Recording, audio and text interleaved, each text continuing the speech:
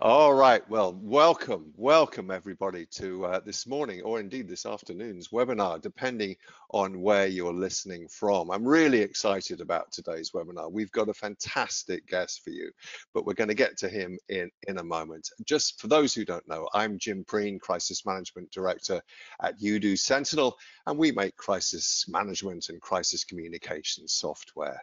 I'm delighted to say, as you can see on the slide, that today's webinar is presented in conjunction with the BCI. It's part of their Education Month, and their Education Month this year, as you can see, is all about embedding business continuity for a more resilient future. The BCI has over 8,000 members in more than 100 countries and is the world's leading resilience organization. Today, I assume you all know that we're talking about digital communications, but before we get into that, it's a bit of a tradition on my webinars for those listening in to post in the Q&A box where you're listening from. So could you go ahead and do that now? Where are you listening from? Which town, which city, which country are you listening from? We sometimes get quite a worldwide audience here, and it's fun to see where you're listening from. Well, good Lord, look at that straight away. Gregory from Canberra, Australia. I'm sitting here in London, and there we have Gregory from Australia. We've got Jane from Manchester. We've got Maria from Kent and Philippines. Rico, welcome. Who else have we got here? Oh, we got Suffolk, Virginia. Okay, we got Jeff there. Juliana from London, near me.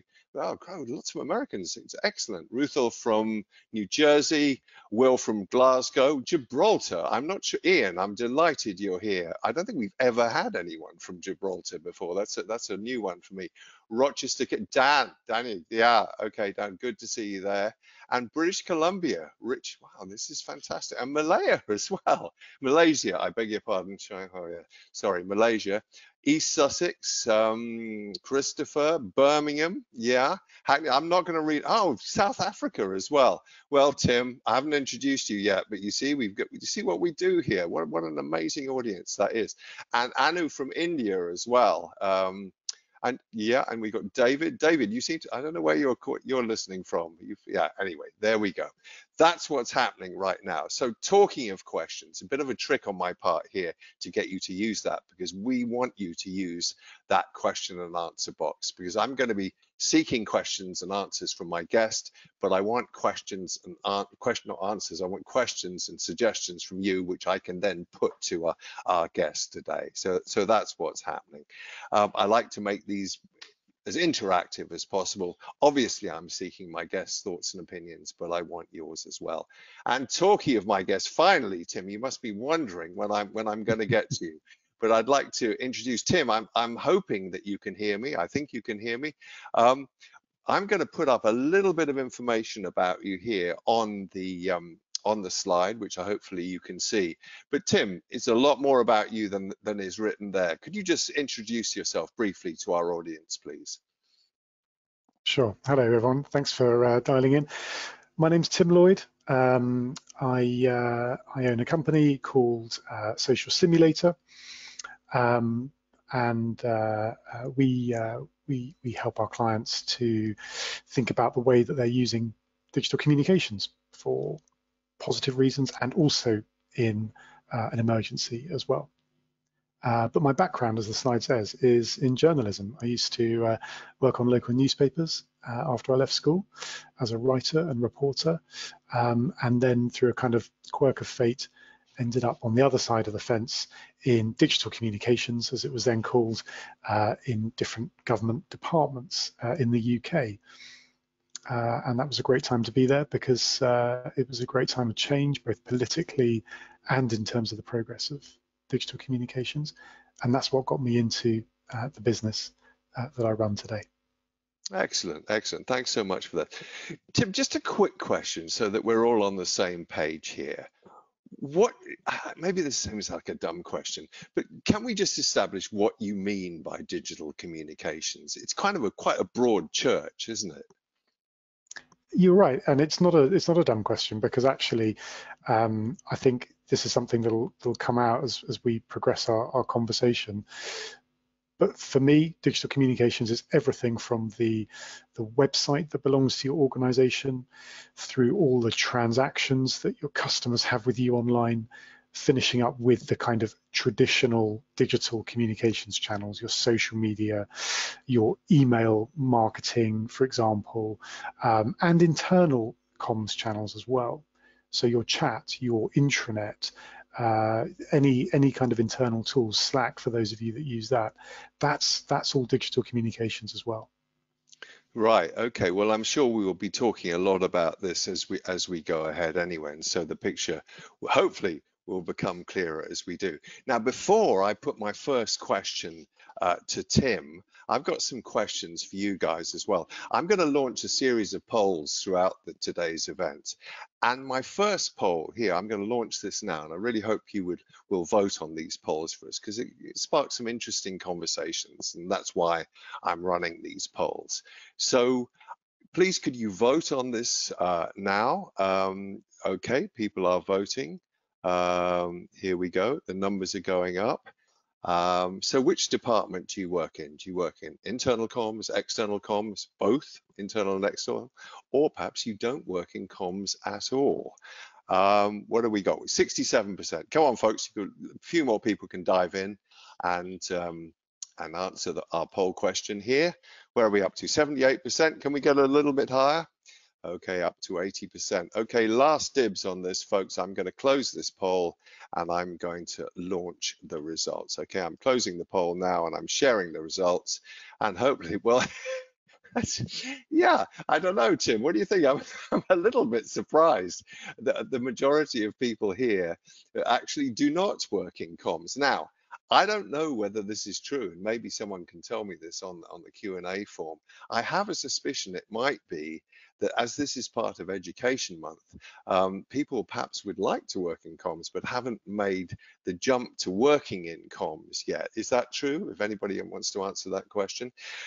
So I guess with that in mind, and unless I'm completely off beam on this, Tim, do you have any sort of brief thoughts about how you can get into comms? I guess working in journalism is one way in. Certainly was the way I got in as well. Yeah, that's the kind of traditional route. But actually, I think if you're already in an organization but perhaps not in the comms team, taking an active interest in what communications does, getting involved in perhaps a couple of joint projects and that sort of thing is often a really good way to move across. And also the sort of digital route as well. Maybe you're looking after a piece of technology for the company that you're working in, a transaction of some sort, customer service, anything where you've got I think an understanding about the audience actually is probably key, and a passion for it. And as people are already putting questions and thoughts in the box here, saying that a lot of people here may not specifically work in comms, but their business continuity. There's the key. I guess the key is in the name. We are talking about business continuity and crisis management here. So yeah, what was this? Simon says, I work in business continuity. Comms is just a means to an end. I don't know, but belittling comms there a bit, Simon. I'm not sure if I approve of that.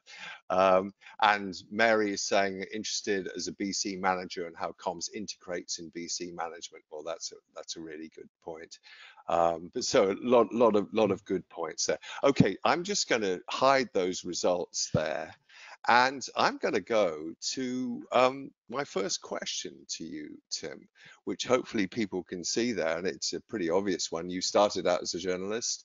And I've heard it said that when dealing with a crisis, when dealing with the press in a crisis, it's helpful to think like a reporter. Does that resonate with you at all, that thought? Yeah, I think that still holds true, but I would suggest that if you've gotten to the crisis or the emergency and only then you're thinking like the media, like a reporter, then it's probably a bit too late.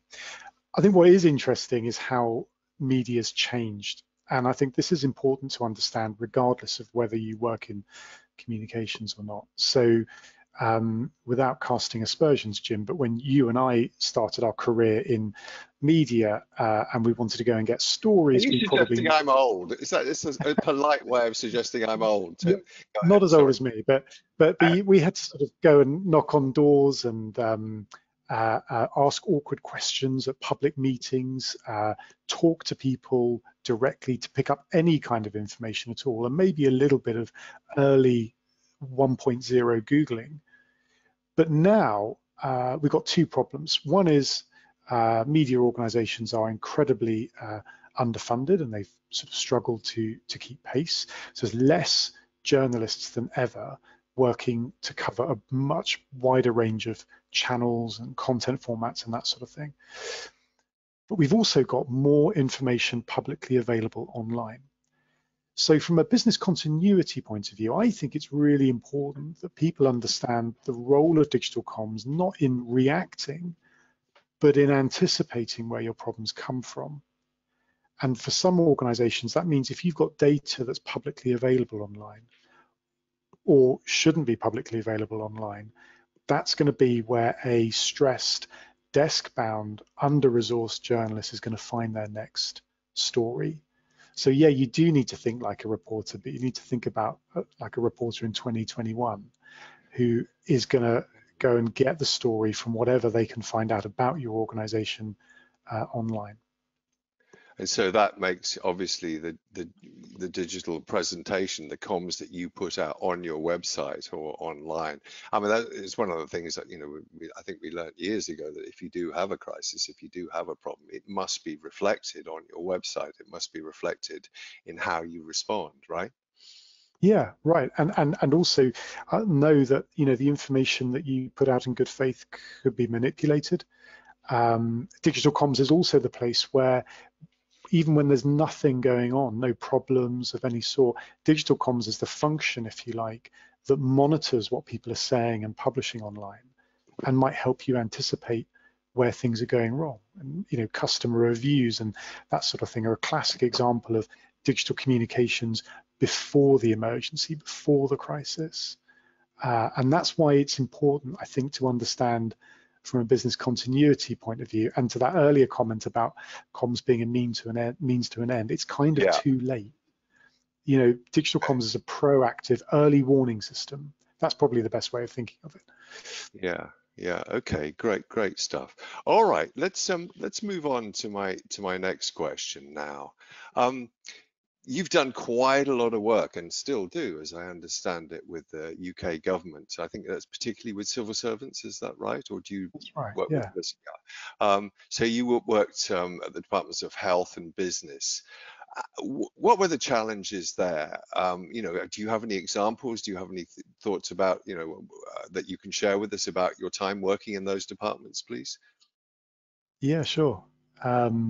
I mean, firstly, I should say it's most incredible experience, and I owe the UK civil service experience a lot of credit for what I do now. But you know, the challenges were quite broad, and I think they still are, although things have moved on since I worked there. But for example, when I was at Department of Health, I joined just before in the UK we had a swine flu pandemic. Now, in hindsight, that's a really quaint, very sort of localized. It wasn't quaint. Not It wasn't quaint at the time, though, was it? You know? right. It Yeah. was a big deal. It felt like a big deal at the time, and digital communications was still kind of in its infancy. I think for any government around the world, but in the UK as well. There's a website and there's a bit of proactive tweeting and that sort of thing, but it wasn't the kind of mass weapon that it can be now to help in a situation. So we were struggling to find the right Wi-Fi in the right building to just simply Right. Yeah. connect. Yeah. And I think enough time's elapsed. My colleagues, my former colleagues, aren't going to get into any trouble. But we had, you know, someone's router brought in from home, plugged into an internet connection in the floor of an office on Whitehall, because we couldn't get sufficient connectivity in a comms office part of the building.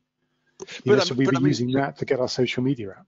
but Tim, if I may say so, I mean, that's really reflected in our current experience, isn't it? I'm working from home right now. You know, you're in a hotel room. I've got my home Wi-Fi router here. I'm sure that wasn't ever designed for business. So in a way, it's because of the pandemic and because of lockdowns, you know, we are using sort of domestic routers and so forth. And that you know, is probably not really where we want to take this discussion now, but you know, we're kind of back in that position right now.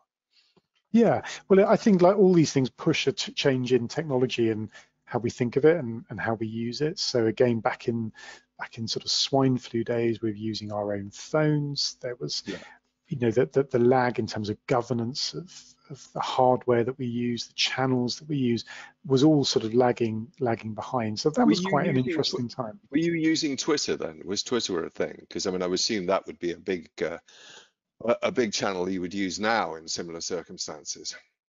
Definitely, yeah. It was very much a sort of a broadcast tool at that time, as were most social media channels for most organizations.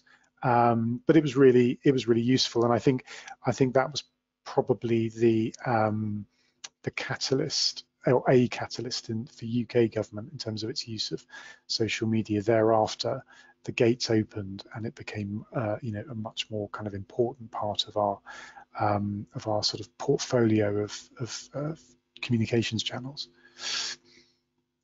So, Um, working with the departments of health and business, now that there are so many more channels, how is that reflected in how would that be reflected in your work? Because I know you still do work for the government now.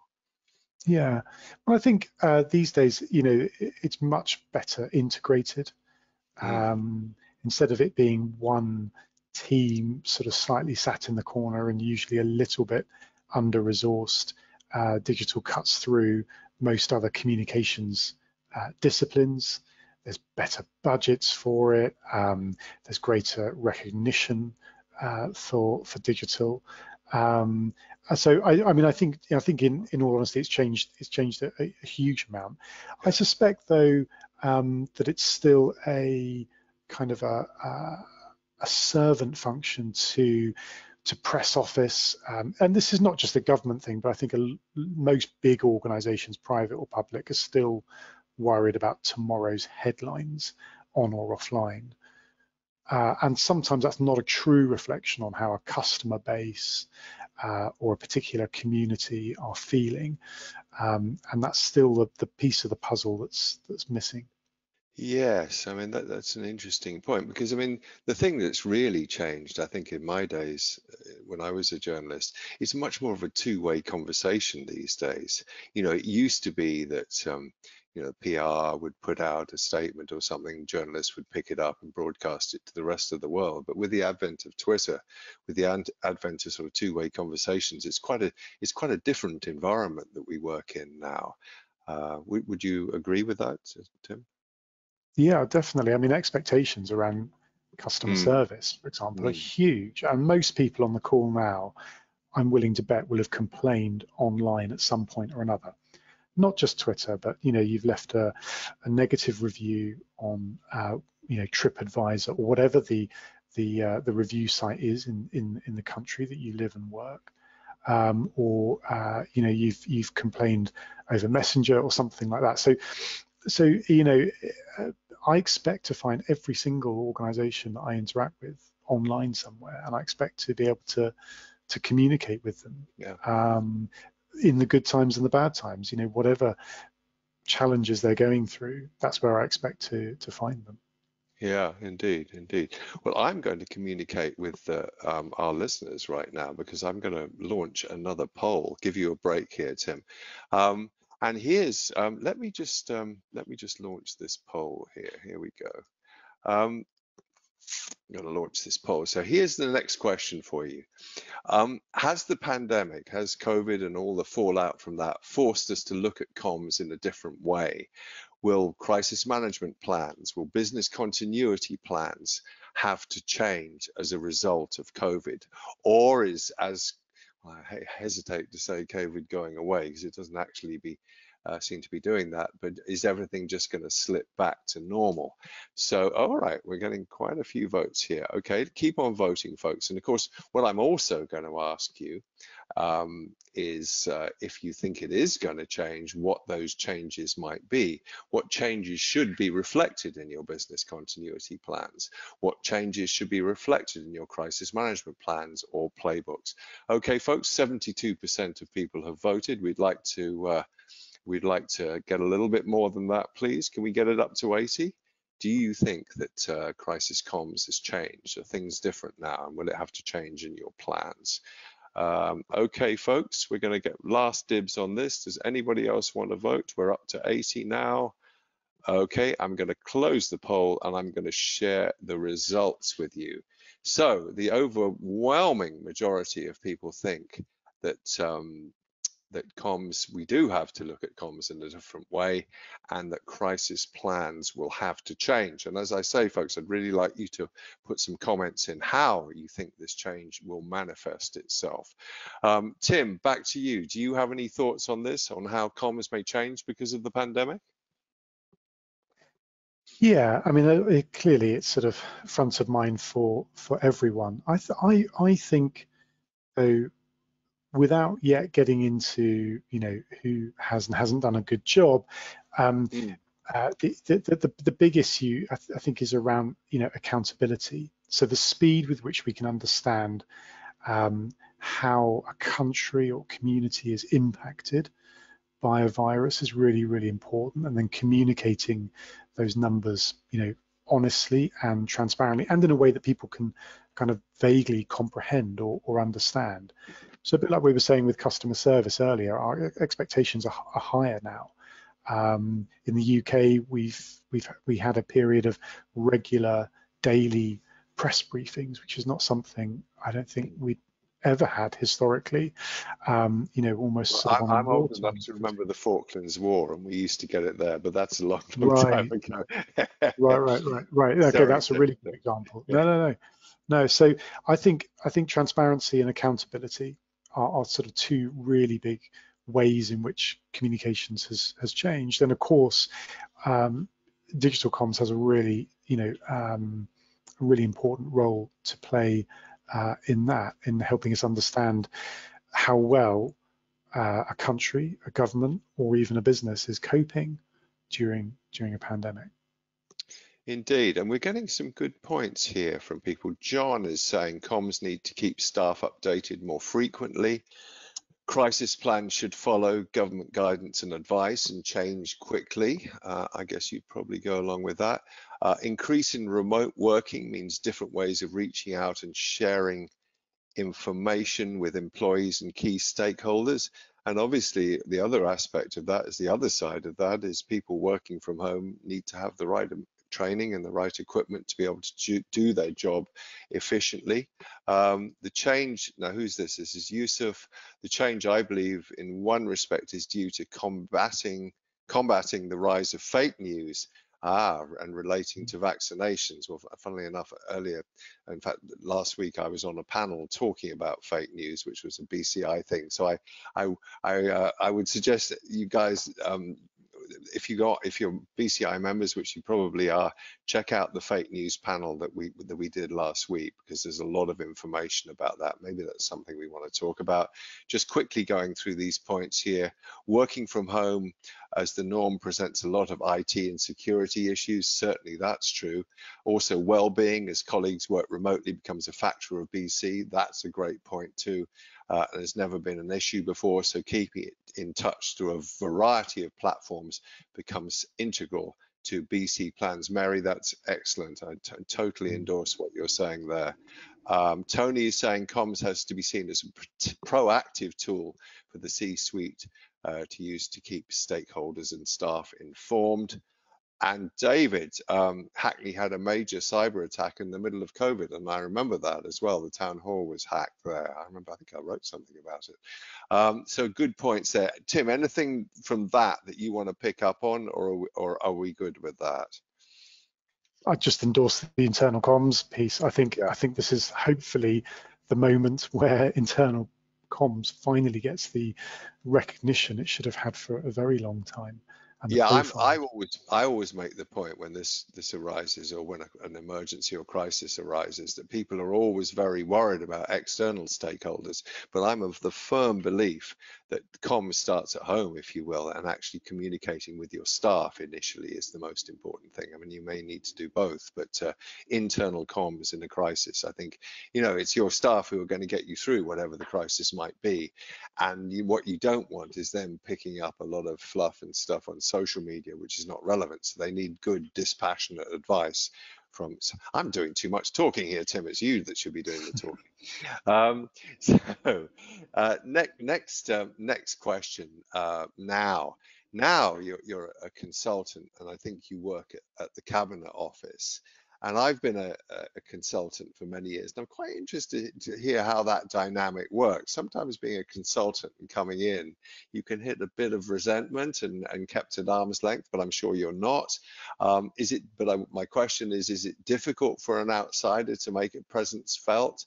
And the other question there is, have you worked on pandemic comms? Because that's in everybody's mind. Sorry, a bunch of questions there for you, Tim. Pick up whichever you wish there.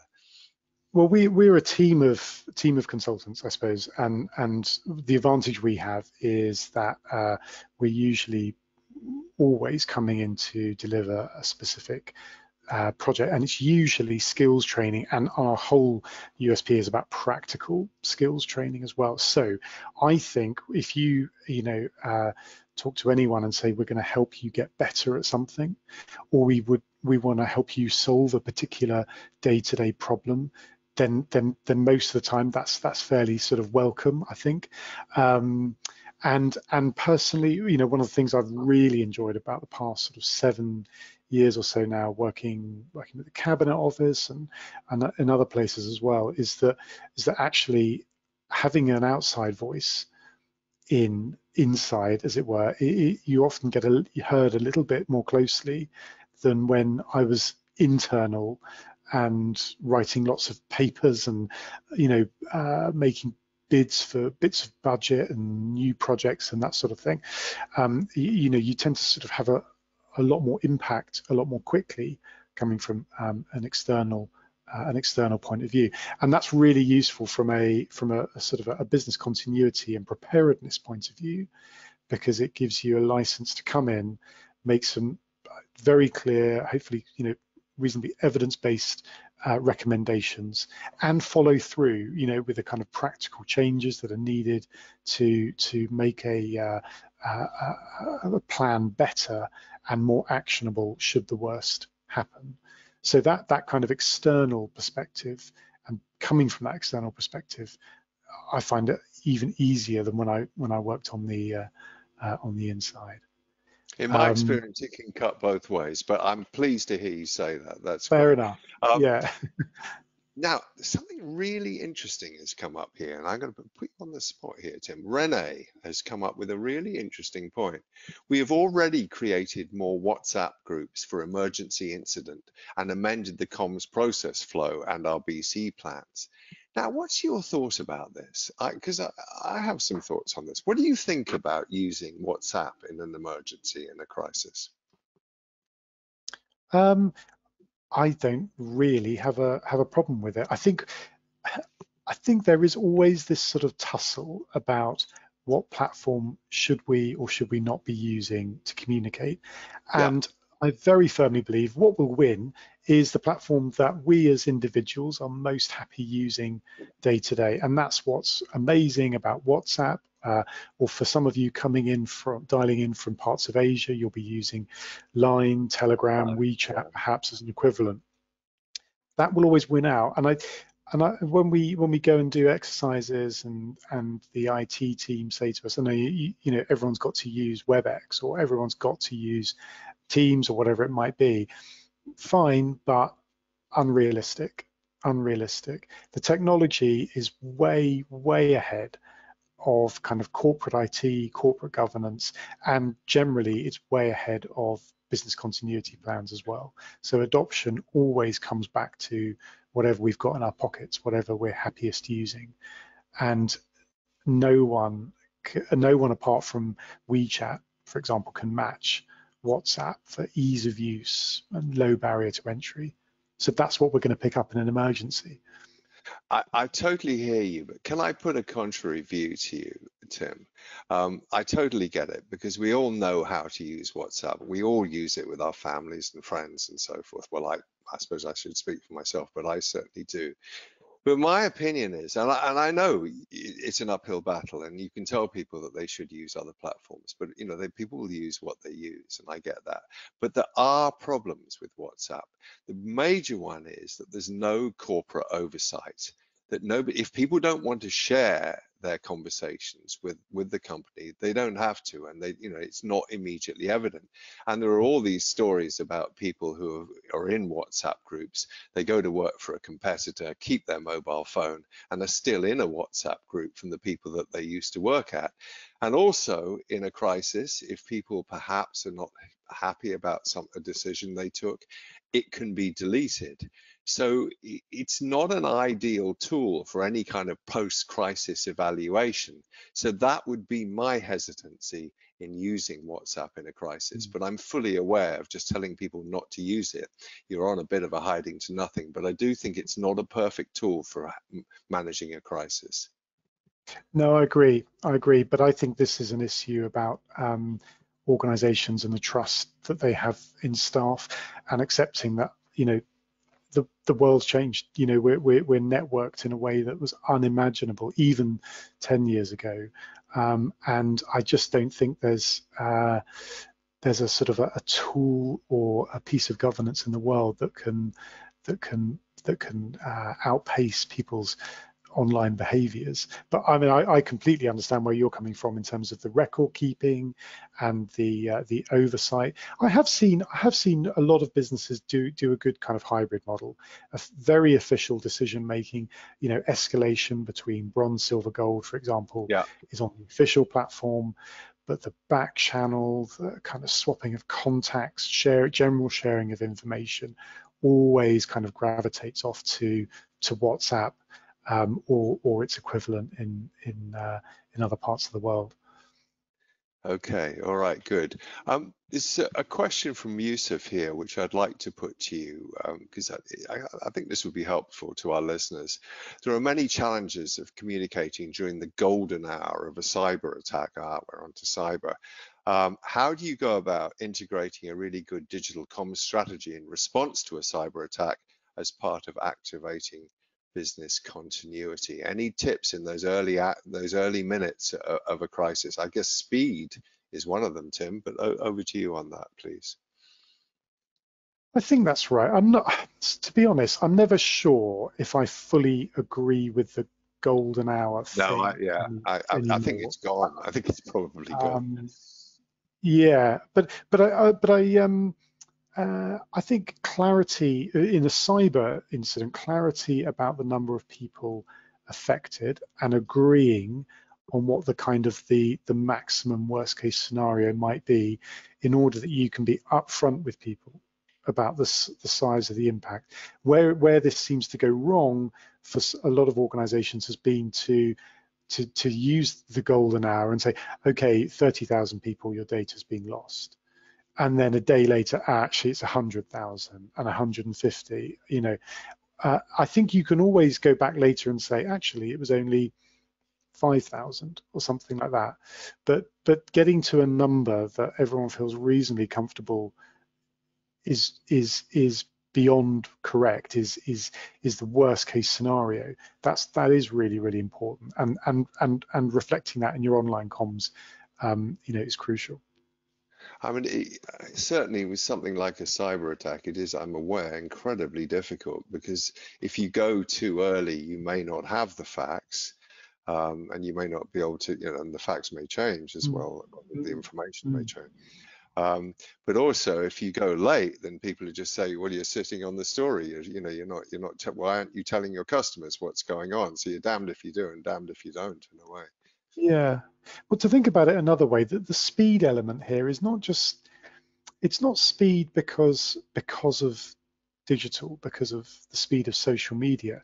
It's speed to show care And I think what digital comms allows you to do is acknowledge something has happened really Yeah. quick, and then Yes. buy some time to get to that number or get to that full statement. But again, feeling under pressure to rush out cause, effect, and solution within some Yeah. sort of golden hour or golden week or whatever it might be, that doesn't feel right, and it's certainly not going to help you take advantage of sort of good digital communications. But And I think we acknowledging stuff quickly up front is good.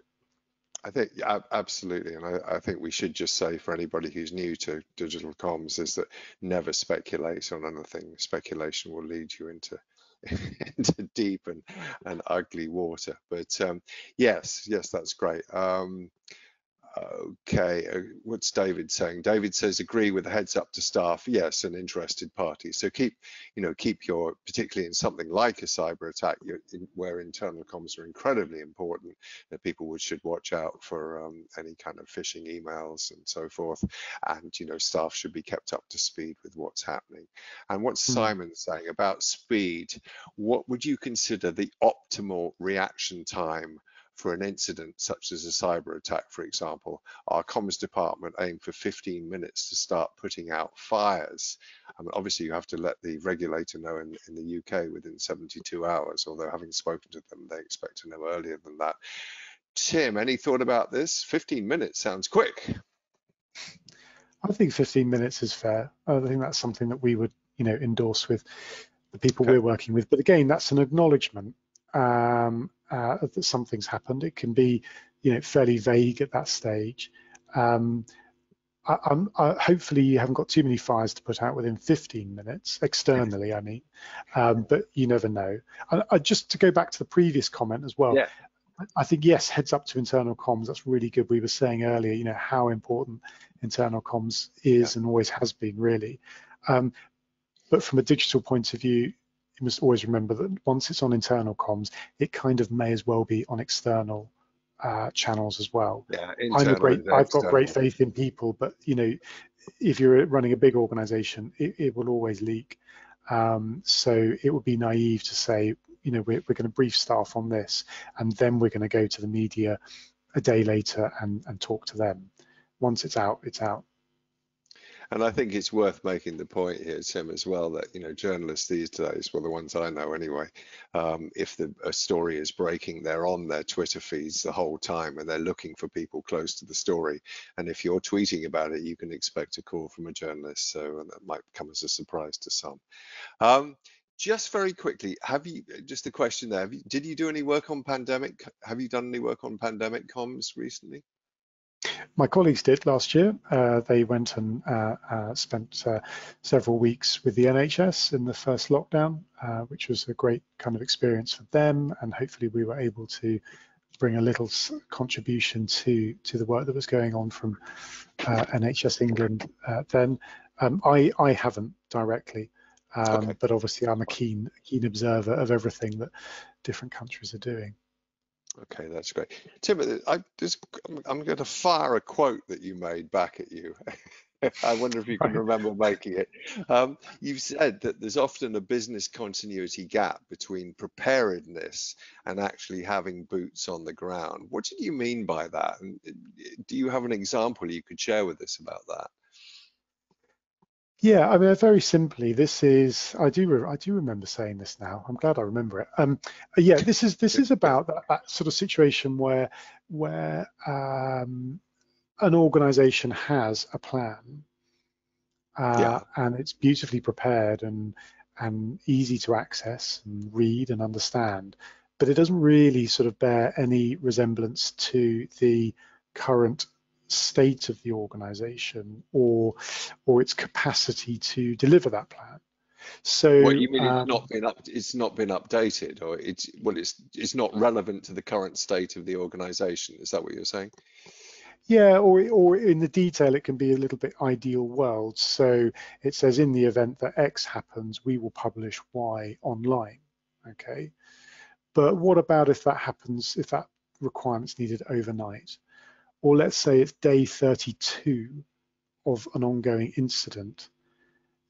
the people who are going to be responsible for communicating at that stage may not be the people who started at the beginning. They may not be the people who've got the necessary skills to produce content on digital channels. So this is the specifics I'm thinking of in the kind of work that we do.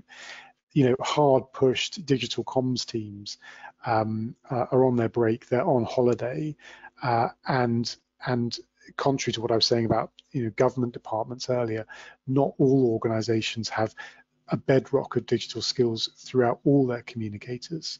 So suddenly you've got this huge gap in the way that content is prepared and published. There's also, you know, logistical challenges as well. So if you've got an incident, an emergency that happens in a different site, for example, and there's no one there who can take photos, who can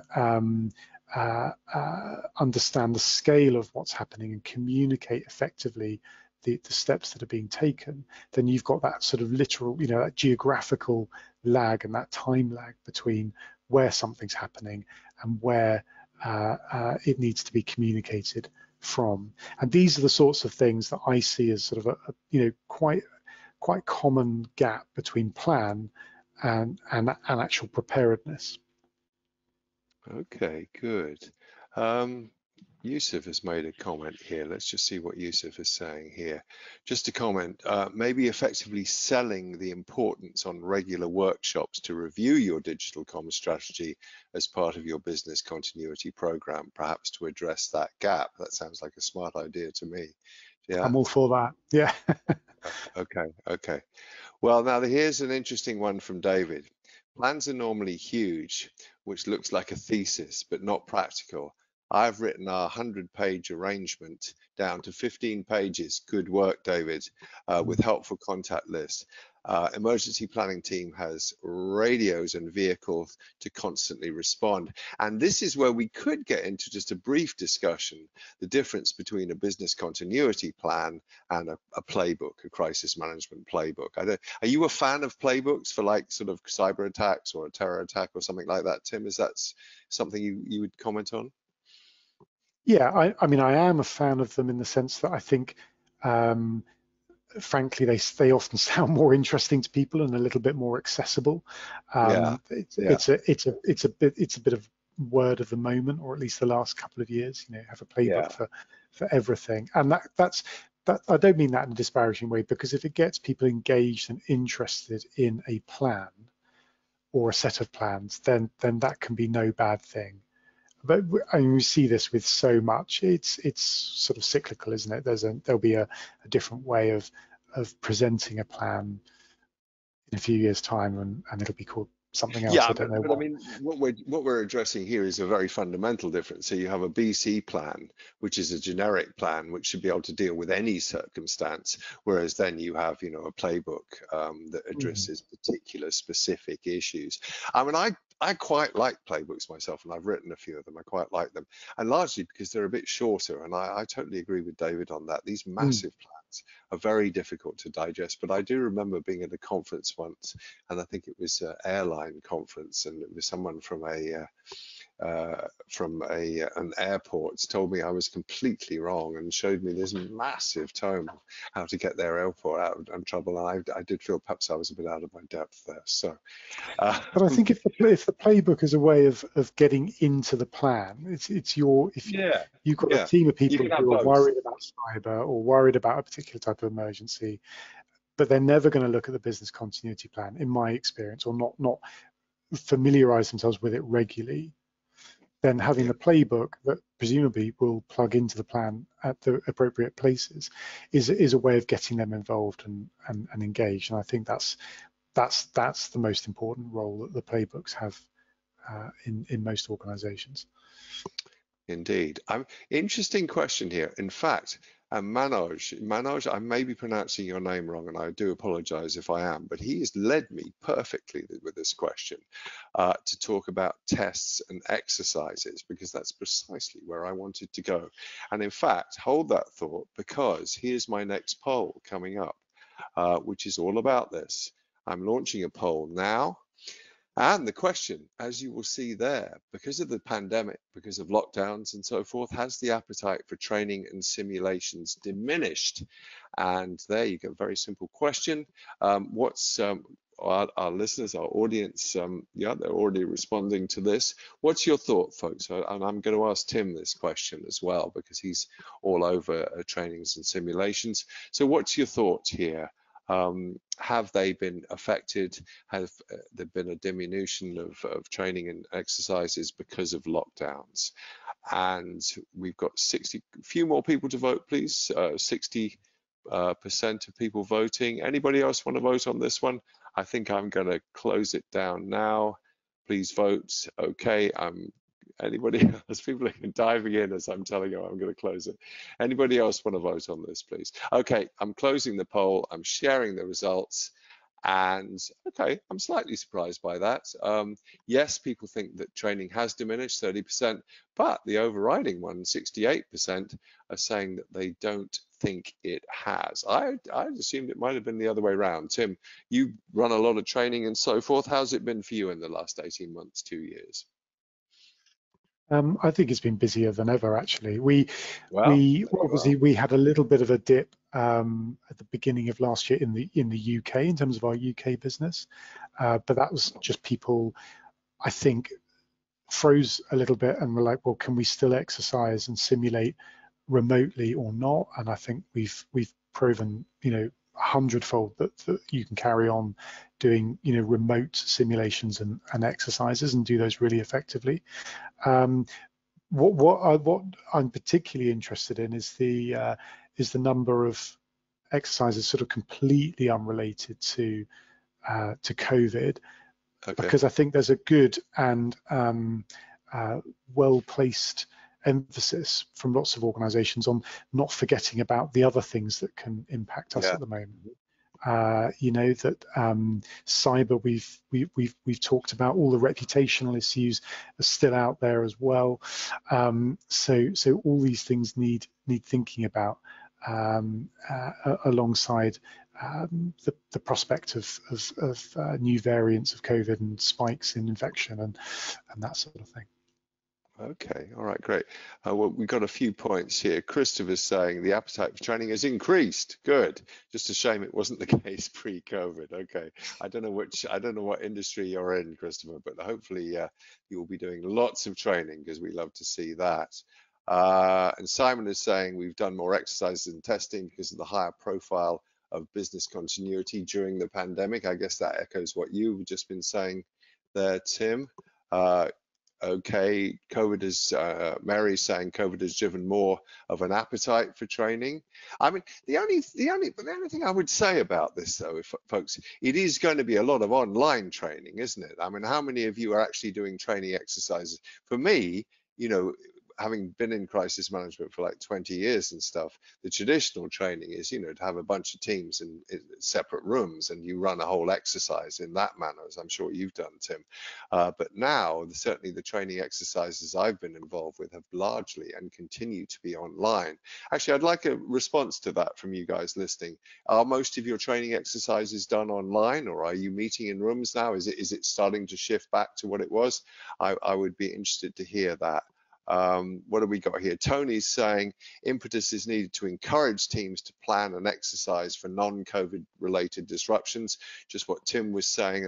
And Mohammed is saying online all the way at the moment. So yeah, I mean, what's your, Tim, I assume the training you do is largely online at the moment. I mean, certainly with your social simulator, that's easily done. Is that right? Am I right there? Yeah, I mean, we're lucky because that's what the software enables us to do. But actually, this week we're as a team are doing 2 of our biggest ever exercises in person, or kind of a hybrid model. So some of us are on site, some of us are away, some of the client teams are online, can't travel, some are on site, and they are the on-site stuff is huge. Hundreds, if not thousands of people participating. So I think what we feel might happen is a better sort of hybrid solution, which is a greater test of a business's ability to respond in a COVID world. Do you find, I'm quite interested by that answer. Do you find it difficult to run both a hybrid exercise, so you've got people in a room and people joining online? Do you find it easy to integrate both groups of people?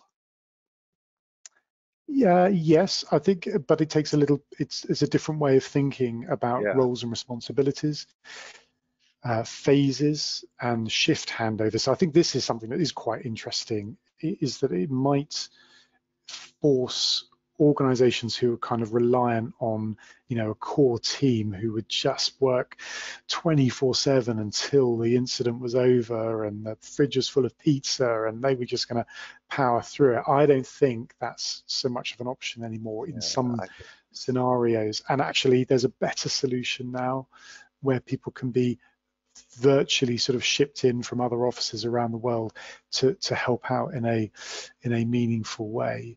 So I'm hoping that's going to be a better outcome from all of this. Yeah, I think it is difficult. I think there are challenges, but as Mary says, as we move to a hybrid office, it's a mixture of both. And I think people who run exercises are just going to have to get used to that and find ways of making sure that both people in the room and people online feel part of the exercise and don't feel kind of dislocated from it. Because, hybrid working is not, well, unless something really odd happens, is not going to go away. Juliana, she makes the point. We conducted an organization-wide exercise and did it all over Teams to simulate the current working practices to get our teams used to how it's all going to be going forward, and conducted the exercise in real time, giving them information as it would come through, as opposed to using PowerPoint. I mean, I suppose in some respects it's a bit like the exercises you're engaged in, Tim. Would that reflect your experience or not quite? Yeah, that's right. So we're able to give people a window, an interactive window into what's happening in the external world, as well as in their kind of inbox during an exercise, but then also do that through Teams so that people can work in different rooms, breakout spaces, and so on the kind of the particular tasks that they're assigned. So I definitely can see the value in exercising in that way, particularly if that's the general strategy for your business. If you are going to stay hybrid or fully remote, then all the exercises have got to adapt accordingly. Yeah, okay, that's really okay. I've just realized, my goodness, the hour is almost up, and we haven't even talked about your work with the energy sector. So I mean, I'm just going to throw you just a very general question here as we come towards the end. Can you give us a little bit about your experience working in the energy sector, and how does that differ from working with government? Well, this is the bit that I'm sort of gets me most excited work-wise. I think we were lucky to work for 3 of the world's biggest energy companies, and it's a real privilege to see how they exercise and how they manage their sort of business continuity plans. So the scale of it for me is still fascinating, and it's a neat segue from the earlier point about whether we do these things hybrid or otherwise. The nature of the sorts of scenarios that these companies are rehearsing or practicing means that there's got to be a sort of a physical presence, because a lot of the time we're talking about accidents, oil spills, equipment being damaged on site, that kind of thing. And the scale of it is such that we might be operating on a piece of coastline, hundreds of people in one place, as well as virtual support and actual equipment being deployed as if there was a cleanup operation going ahead. Boats out at sea, aircraft and drones overhead, all actually happening, not just kind of hypothetically. And so that's really, really exciting, and to be in among that and to help people report internally from the scene for other staff around the world, as well as create content that can be communicated externally.